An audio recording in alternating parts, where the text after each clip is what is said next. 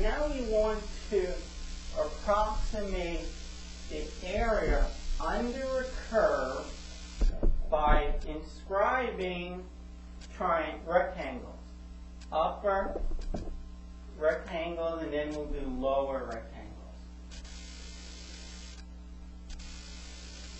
For example, if I tell you that f of x is equal to x squared,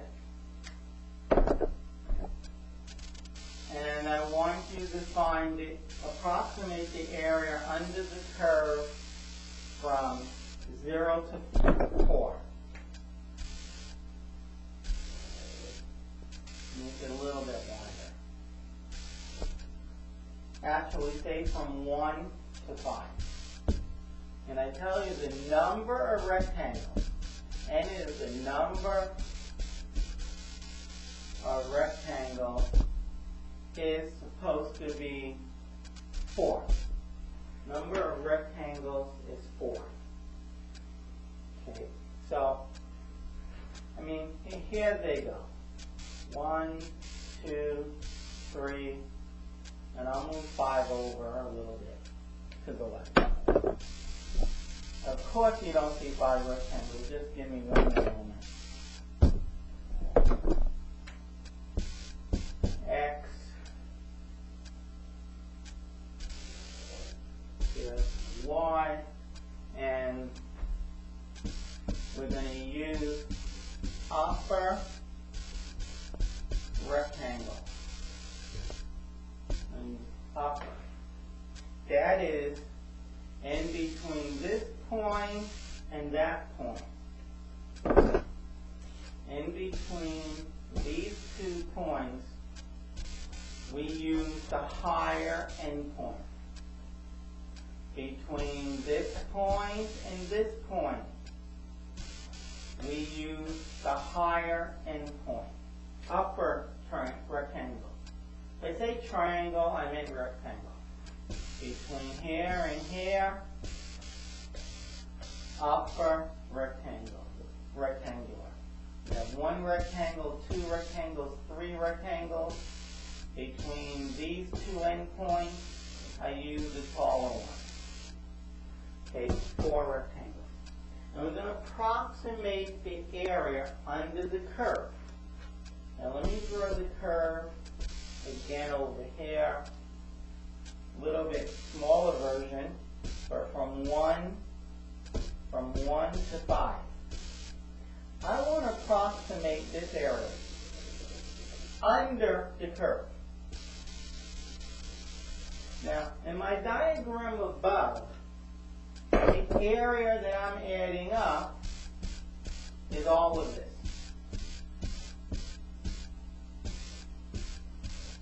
Which definitely includes the area I want, but it also includes area that I didn't want. It also includes this area up here, which I didn't want to include. So my answer is going to be a little bit more than the exact answer. Okay. And how do you find the area of a rectangle? It's based on height. So we need to know what the base is. Remember, there's a 5 there. We'll call it delta x for base.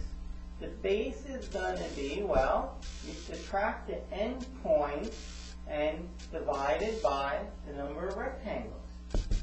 We have 5 minus 1 divided by 4, which is 4 over 4, or 1. That is, the left end point is 1. Right here is going to be 1 more, because delta x is 1. And here is going to be 1 more, and here's 1 more, and 1 more than 4 is 5.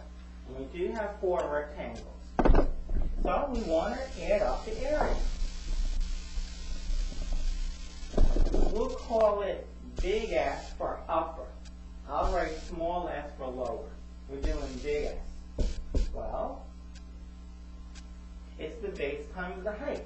We know the base of this first rectangle is 1, and the height is the value right there.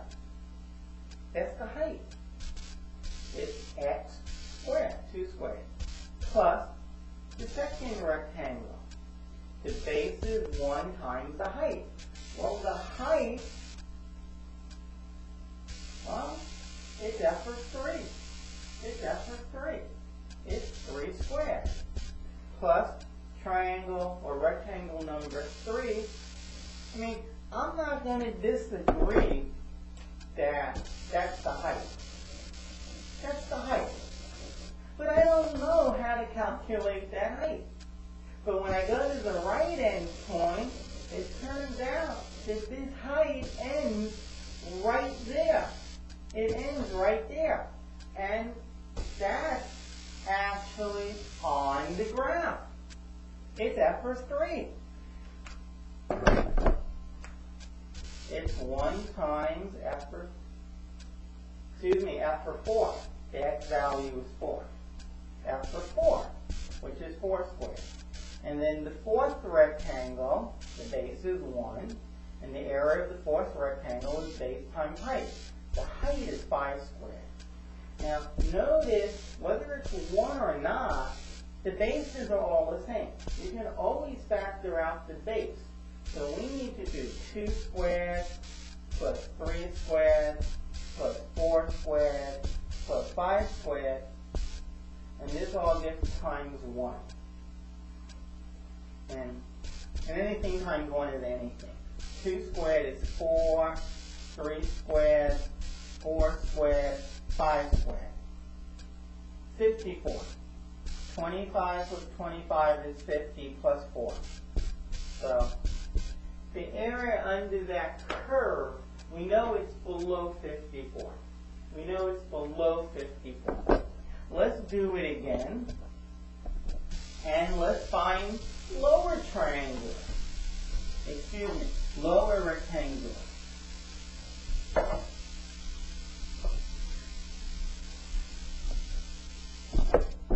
Let's just have in the upper corner that big X was 54.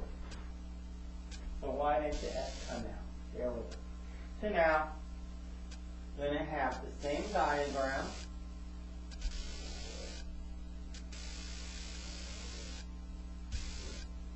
We're going from 1 to 5. And it's 4. Use lower rectangles. Number of rectangles is 4. So delta x is going to be subtract the endpoints and divide by the number of rectangles. It's 1. So that's how I know to go to 2, to 3, to 4, and then 5. So now, maybe you can put these marks. Now between, so now between 1 and 2, between f of 1 and f of 2, f of 1 is lower. So I'm going to use that height. That's the first rectangle. Between f of 2 and f of 3, I use the lower one. Between f of 3 and f of 4, and I'm getting those numbers from there. If this number was 3.8 and this was 3, I would say between f of 3 and f of 3 point, I think I said 8. I'm going to use the lower one. Between f of 4 and f of 5, I use the lower one. So I did generate 4 rectangles, and I'm going to calculate this area. 1 rectangle at a time. So I'm a little bit short this time. I'm not including this and this and this and this. I'm not including that. So nonetheless, let's find the lower sum. Well, it's the height, the sum of the heights, times the base, which is 1. Well, for the first rectangle, we use f of 1. For the second rectangle, the height is f of 2. That is 2 squared. For the third rectangle, we use F for 3 or 3 squared, and then F for 4. Okay, and 1 squared is 1, 2 squared, 3 squared, 4 squared, times 1. This is 30. 16 and 9 is 25, and 1 and 4 are 5. 25 plus 5 is 30, times 1 is 30. So the lower sum is 30, and the upper sum is 54. So the exact area is somewhere in between. Okay, that's how you do upper sums, lower sums. Now, I want to show you what's happening, or what would happen if we let n get larger and larger and larger.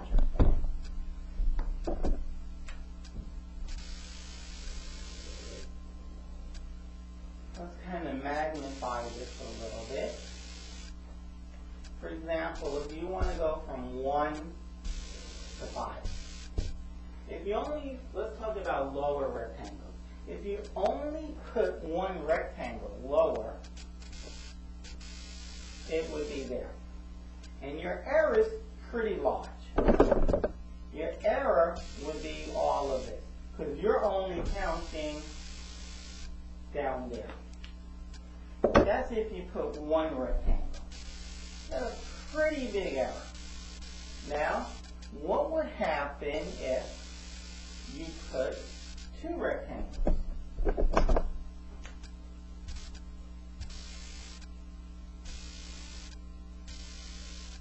Okay, all of your sudden, now let me think a moment. Your error when you only had one rectangle was all of this. Okay, because we kind of had this going across. But now you have a lot less error. Remember, in particular, you had this as an error with one rectangle. Now you don't. You are now doing a better job. You are counting all of this. You are counting everything in here. So you are counting everything in there. What if you, instead of having 2 rectangles, what if you had 4? Now, remember, right now, our error is this right here.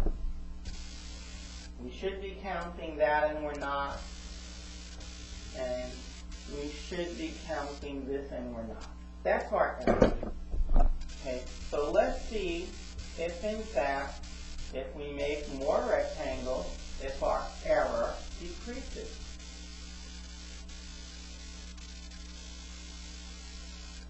Okay, what if I make more? What if I make 4 rectangles? And I use lower. That is, here's my first rectangle.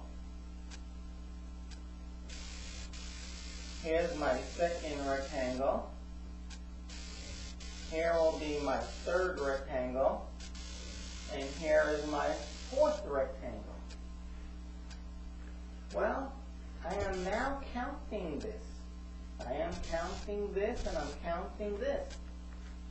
My error now is in this kind of triangular region. This one, this one, this one. Why do I say kind of triangular? I mean, it has a horizontal base and a vertical height. But remember, this is not straight. It's part of that square. Well, that's our error now. It's a lot less than initially. And one more time. If I double n, I think n is 4. If I make it 8 now, if I make it 8, the errors get smaller. The errors are now smaller. The error is here, and here, and only here, and only here, and only here. The error got smaller. The error gets smaller. if I let n get bigger and bigger and bigger and bigger and bigger and bigger and then even bigger, the error goes to 0. Okay, this is exactly what will happen if we consider upper rectangles. Okay, if I keep partitioning this more and more and more, the delta x is the same. That's important. And I want to go from 1 to 5.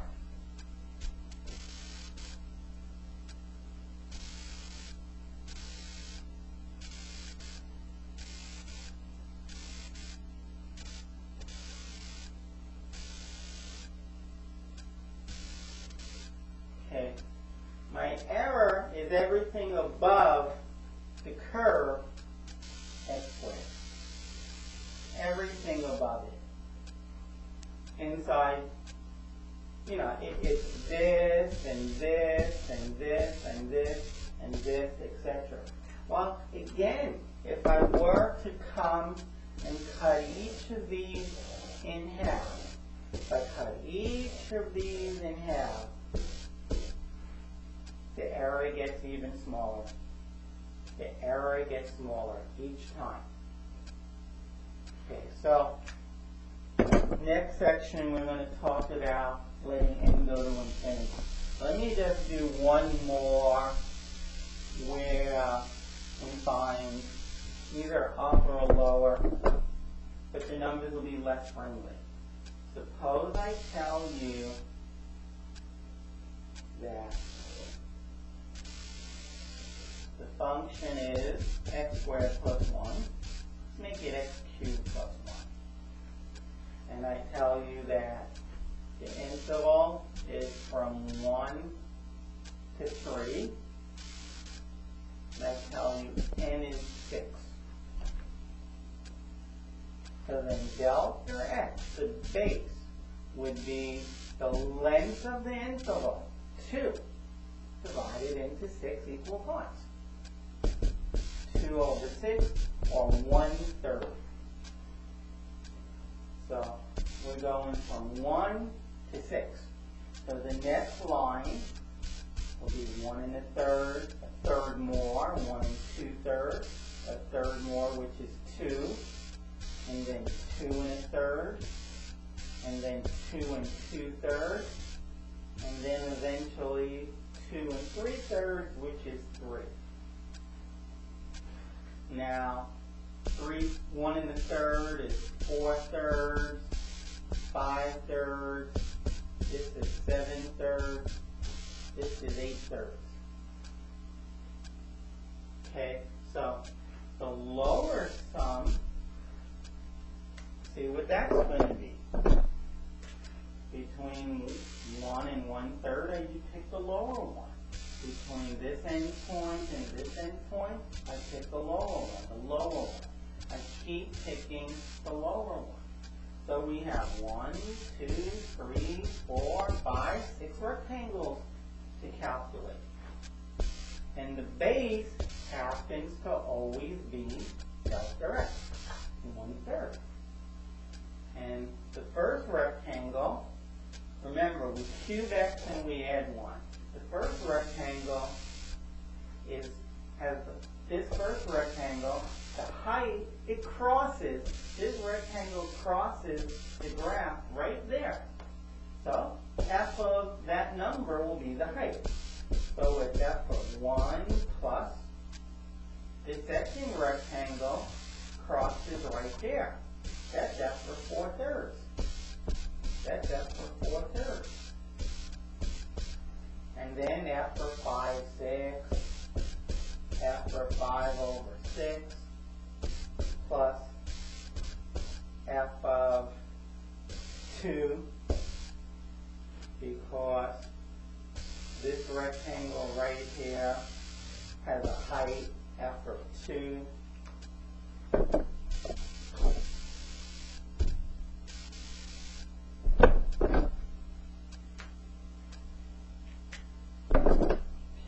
Plus f of 2 1/3 or 7/3 of 8/3. And we have to be careful. The last rectangle has a height, crosses the graph right there, so it's f of 8/3. That's where we stop. Times the base. Okay, I mean, cube 1 and add 1 to it, because that's what the function says to do.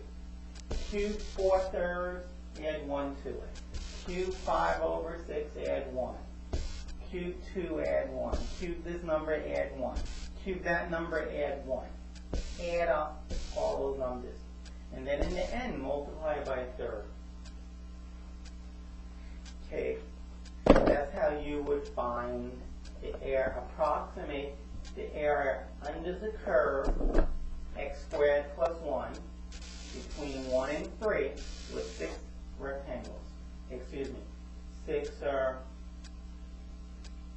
rectangles, yes, n equals 6. Okay, and delta x is always, you go from A to B, it's always B minus A, the length that you're going from. You're going from 1 to 3, and you're dividing it into n equal pieces. That's always where delta x is.